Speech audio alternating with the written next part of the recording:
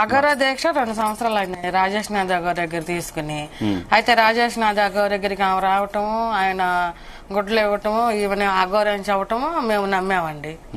నమ్మి ఇక్కడ జనసేన ఆఫీస్ కాడికి హల్చల్ చేస్తుంది వెళ్ళమని ఆయన చెప్పడంతో విష్ణుని మా అమ్మాయి వెళ్ళారండి. వెళ్ళిన క్రమంలో ఈ పిల్ల గుడ్డ వేయటంలో అప్పుడు మట్టి ఫోన్ నెంబర్లు తీసుకున్నారండి. తీసుకుని వెళ్ళిన 2 నెలలకి వచ్చిందండి. వచ్చి నాకు ఇక్కడ టోల్ ప్లాజా కాడ కారు చెడిపోయింది అని అంటే వర్షిని వెళ్ళిందండి. వెళితే అంతసేపు 2 అయినా 1 అయినా ఆమెకు రిపేర్ అవ్వటంతో మా ఇంటికి రావటం జరిగిందండి. వెళ్ళిపోయిందండి. వచ్చిన రోజు బాగానే ఉందండి. మళ్ళీ 1 నెల ఆగినాక మళ్ళీ రెండో ట్రిప్ రావటం జరిగిందండి. జరిగినాక అప్పుడు మార్పు వచ్చేసింది మనిషిలో. ఎత్తులే పిల్లని ఓహ్ ముద్దులు పెట్టుకోవటము, నేను తాళు కడతానని ఓ పిచ్చి పిచ్చి ఆటలు చేయటము, అట్లా చేస్తే నేను మాకు గొడవ అయ్యి అత్తమ్మ అంటాము నన్ను, మిమ్మల్ని లీగల్ గా రాయిని నేను పెంచుకున్నట్టు, నేను దత్తత తీసుకున్నట్టు అని మమ్మల్ని సంతకాలు చేయమంటాం, మమ్మల్ని ఒక్కటి చెప్పండి అమ్మా, అసలు ఏంటి అఘోరీ దీక్ష ఏంటి? ఎందుకు ఈమె అఘోరీ దీక్ష తీసుకోవడం ఏంటి? అఘోరాలు అంటే కొంత పబ్లిక్ కి దూరంగా ఉంటారు, వారి పరిధిలో వారు ఉండేటటువంటి సిచ్యువేషన్. ఈ అఘోరీ దీక్ష ఏంటి? ఎందుకు వర్షిని అఘోరీ దీక్ష తీసుకుంది? అంటే రాజేష్ నాథ్ అఘోర దగ్గర ఫ్యామిలీలు కూడా తీసుకుంటారండి. తీసుకుని ఆయన ఫంక్షన్లు ఉన్నప్పుడు, ఆయన పూజ ఉన్నప్పుడు వెళ్ళి మళ్ళీ అదే విధంగా మన పని మనం చేసుకోవచ్చు అండి. శివ పూజకి వెళ్ళొచ్చు. అట్లని చెప్పి మాకు ఇష్టం లేకుండా పిల్ల తీసుకుందండి. తీసుకున్నాక వీళ్ళ నాన్నకు బాగపోతే వాళ్ళని బాగు చేయటం జరిగింది. అప్పుడు మేము నమ్మామండి ఆయన్ని.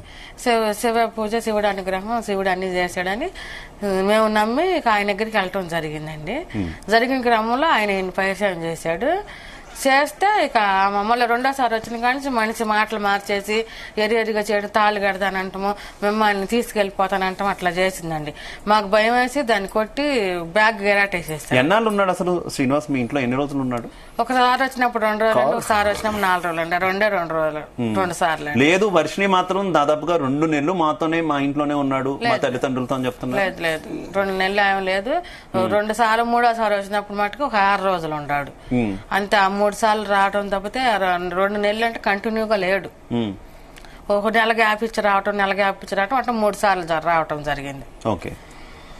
అయితే మొత్తం ఈ వ్యవహారం చూసిన వాళ్ళలో చాలా మంది మీ మీద కూడా కొన్ని ఆరోపణలు చేస్తున్నారు.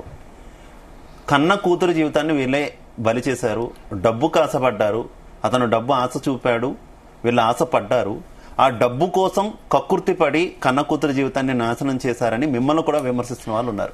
నిజమా శ్రీనివాస్, మీకేమైనా డబ్బు ఆశ చూపాడా? మాకేమో డబ్బు ఆశ చూపలేదండి.